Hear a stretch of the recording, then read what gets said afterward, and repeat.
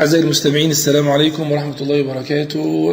احنا في الحلقة 27 برنامجنا يهتم إيمانك أهم. عنوان الحلقة الربط توصل اثبت. الربط توصل اثبت. الشيطان لن يدعك تسير وتستمر،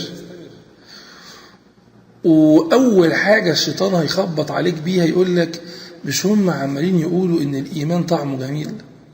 طب أنت مؤمن ومتضايق، أو بتحاول تقترب من الإيمان ولسه عندك مصدع لما تمسك المصحف. ركز كده في المعنى اللي جاي ده. إذا كان الإيمان من أجله خلق الله السماوات والأرض والجنة والنار، فممكن نقدر نقيم الإيمان في حالة زي كده بأنه السهل العظيم. مش هقول لك السهل الممتنع، ولكنه السهل العظيم. يقول أحد الصالحين: عالجت قيام الليل 20 سنة ثم استمتعت به 20 سنة. إنك تترك وتطرد ملذات الدنيا يقينا منك واعتقادا أنه لا أنس إلا بالله، دي مرحلة متقدمة. في مراحل من الإيمان أولية بسيطة، إنك تخش المسجد تشعر براحة نفسية، إنك تبدأ الصلاة فممكن تدمع عينك مع المقرئ، إنك تكره الزنا والفواحش ما ظهر منها وما بطن. دي نتائج سريعة.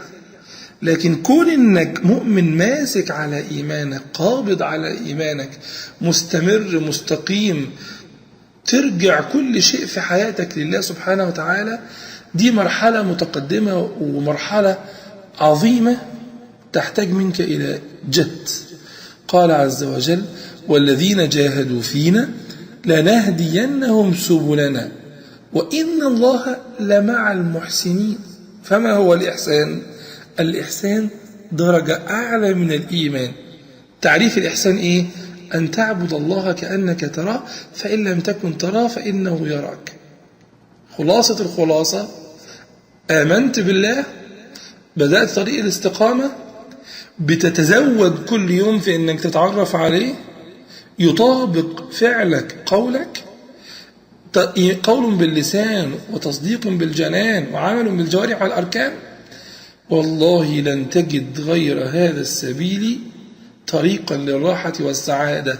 فاثبت وتأكد أن الوصول قرب، والله كريم وأنه يحب أن يسمع صوتك.